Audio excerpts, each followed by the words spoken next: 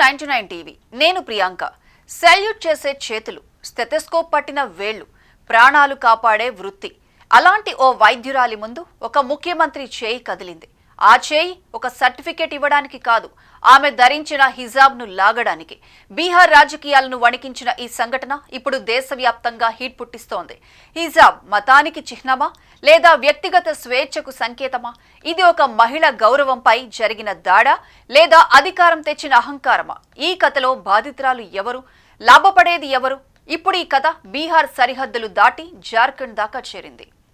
December 15 Bihar రాజధాని పాట్నా ఆయుష్ వైద్యుల నియామక పత్రాల పంపిణీ కార్యక్రమం. వేదికపై బీహార్ ముఖ్యమంత్రి నితీష్ కుమార్, పక్కనే ఉప ముఖ్యమంత్రులు, మంత్రులు, అధికారులు. అక్కడికి వచ్చింది కొత్తగా ఎంపికైన ఒక ముస్లిం వైద్యురాలు నుస్రత్ పర్వీన్. హిజాబ్తో ఆత్మవిశ్వాసంగా స్టేజ్ మీదకు వచ్చింది. నియామక పత్రం ఇవ్వాల్సిన క్షణంలో అనుకోని పరిణామం చోటు చేసుకుంది. సీఎం నితీష్ కుమార్ హిజాబ్ తొలగించాలని కోరారు. ఆమె స్పందించే లోపే హఠాత్తుగా హిజాబ్ను కిందకు లాగే ప్రయత్నం జరిగింది. ఆ క్షణం ఆ వేదిక మొత్తం నిశ్శబ్దం. వైద్యురాలి ముఖంలో షాక్, వేదికపై ఉన్నవారిలో ఆశ్చర్యం. కెమెరాలే కాదు, మనసులు ఆగిపోయిన క్షణం. ఆ వీడియో సోషల్ మీడియాలోకి వెళ్లిన క్షణమే రాజకీయ అగ్ని చెలరేగింది. ప్రతిపక్షాల విమర్శలు, తీవ్ర ఆరోపణలు. ఆర్జేడీ నుంచి కాంగ్రెస్ వరకు నితీష్ కుమార్ మానసిక స్థితిపై ప్రశ్నలు, మహిళా సంఘాల ఆగ్రహం, మానవ హక్కుల సంస్థలు, ప్రజా సంఘాల ఆందోళన. ఇది కేవలం ఒక సంఘటన కాదు, ఇది రాజ్యాంగంపై దాడి అంటూ విమర్శలు.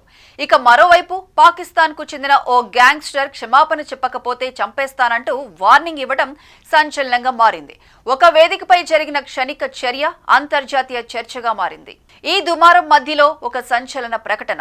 జార్ఖండ్ ఆరోగ్య శాఖ మంత్రి అన్సారీ బాంబ్ హిజాబ్ బాధిత వైద్యురాలు నుస్రత్ పర్వీన్ కు జార్ఖండ్ ప్రభుత్వం తరపున బంపర్ ఆఫర్ ప్రకటించారు. హెల్త్ సర్వీస్ లో ఉద్యోగం, నెలకు 3 లక్షల రూపాయల జీతం, అంతేకాదు కోరుకున్న పోస్టింగ్, ప్రభుత్వ వసతి, పూర్తి భద్రత. ముఖ్యమంత్రి హేమంత్ సోరెన్ నేతృత్వంలోనే నియామకం జరుగుతుందని హామీ. గౌరవం, భద్రత, స్వేచ్ఛ, 3 హామీలతో కూడిన ఆఫర్. తాను కూడా మొదట వైద్యుడినేనని, తర్వాతే మంత్రిని అయ్యానని ఇర్ఫాన్ అన్సారీ వ్యాఖ్యలు. ఇది కేవలం ఉద్యోగం కాదు, ఒక రాజకీయ సందేశం. ఇక మరోవైపు బీహార్లో వైద్యురాలు ఉద్యోగంలో చేరలేదన్న వార్తలు. అవమాన భారంతో ఆమె నియామకాన్ని తిరస్కరించిందని కథనాలు. కానీ అధికారిక వర్గాలు మాత్రం ఆమె ఉద్యోగంలో చేరుతుందని పేర్కొంటున్నాయి. అయితే ఆమె ఉద్యోగంలో చేరడానికి నిరాకరించడంతోనే జార్ఖండ్ ప్రభుత్వం ఉద్యోగం ఆఫర్ చేసినట్లు తెలుస్తోంది. ఇది పూర్తిగా రాజకీయ వ్యూహమా అన్న ప్రశ్నలకు ఇప్పటికీ స్పష్టత లేదు. ఇది హిజాబ్ గురించి మాత్రమే కాదు, ఒక మహిళ గౌరవం గురించి, ఒక వ్యక్తిగత స్వేచ్ఛ గురించి, ఒక రాజ్యాంగ విలువ గురించి. వైద్యురాలు ఏం నిర్ణయం తీసుకుంటుంది? బీహార్ ఏం సమాధానమిస్తుంది? జార్ఖండ్ ఏ రాజకీయ లాభం పొందుతుంది? ఇది రాబోయే రోజుల్లో తేలాల్సిందే. కానీ ఒక విషయం మాత్రం స్పష్టమవుతోంది. వేదికపై లాగిన ఆ హిజాబ్ ఇప్పుడు దేశ రాజకీయాలను లాగేస్తోంది. ప్రజాస్వామ్యంలో అధికారం ఎంత బలమైనదైనా ఒక మహిళ గౌరవం దానికంటే ఎప్పుడూ గొప్పదే.